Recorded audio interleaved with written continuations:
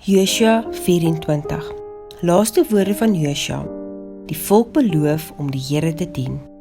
Daarna het Josua al die stamme van Israel byeen laat kom in Sichem, en hy het die oudstes van Israel en sy hoofde en sy regters en sy opsigters laat roep, en hulle het hul voor die aangesig van God gestel. Toe sê Josua aan die hele volk, so sê die Here, die God van Israel, oorkant die Eufraat het julle vaders van oudsher gewoon, Tera, die vader van Abraham, en die vader van Nahor, en hulle het ander gode gedien. Maar ek het julle vader Abraham van oorkant die Eufraat afgeneem, en hom deur die hele land Kanaan laat trek, en sy nageslag vermeerder, en Isak aan hom gegee. En aan Isak het ek Jakob en Esau gegee, en aan Esau het ek die gebergte Seir gegee, om dit in besit te neem, maar Jakob en sy kinders het na Egipte afgetrek. Toe het ek Moses en Aaron gestuur en Egipte getref, soos ek dit daar gedoen het, en daarna het ek julle uitgelei. Toe ek julle vaders uit Egipte uitgelei het julle by die see gekom, maar die Egiptenaars het julle vaders agterna gejaag, met strydwaans en perderuiters, na die Skelfsee toe.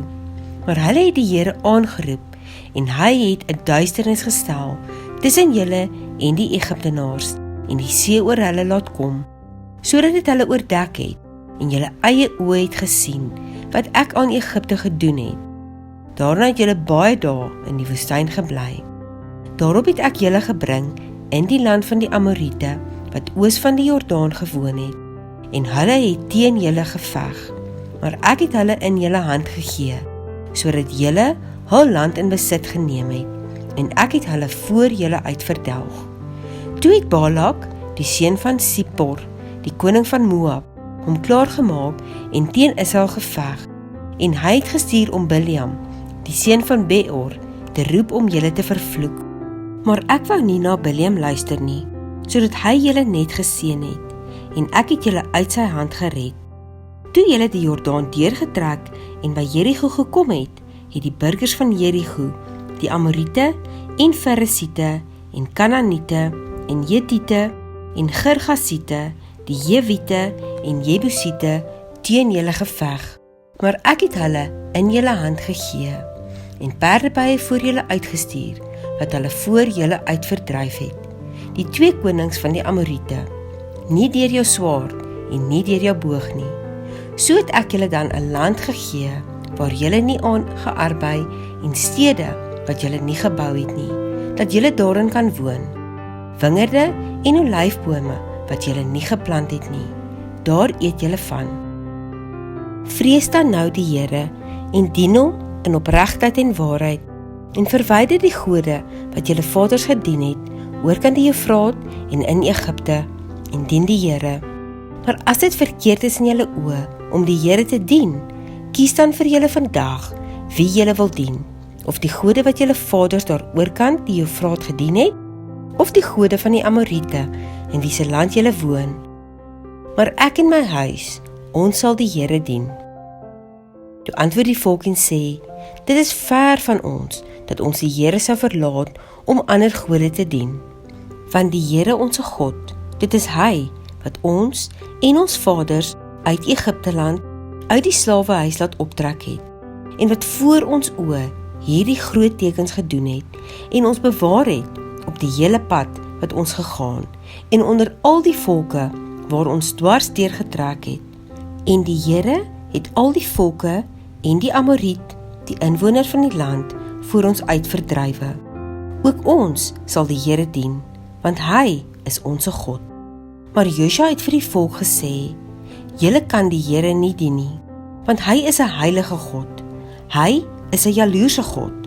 Hy sal julle oortreding en julle sondes nie vergewe nie. As julle die Here verlaat en vreemde gode dien, sal hy julle weer kwaad aandoen en julle vernietig, nadat hy aan julle goed gedoen het. Toe sê die volk vir Josua, nee, maar ons sal die Here dien. Daarop sê Josua aan die volk, julle is getuies teen julle self, dat julle vir julle self die Here gekies het om hom te dien. En hulle sê, ons is getuies. Verwyder dan nou die vreemde gode wat onder julle is en neig julle hart tot die Here, die God van Israel. Daarop sê die volk aan Josua, ons sal die Here onse God dien en na sy stem luister. En op die dag het Josua met die volk 'n verbond gesluit en vir hulle 'n insetting en 'n reg vasgestel in Sichem. En Josua het hierdie woorde in die wetboek van God geskrywe en 'n groot klip geneem en die daar opgerig onder die eikeboom wat by die heilige plek van die Here is. Toe sê Josua aan die hele volk, kyk, hierdie klip sal as 'n getuie teen ons wees, want hy het al die woorde van die Here gehoor wat hy met ons gespreek het, en hy sal 'n getuie teen julle wees, sodat julle God nie verloor nie.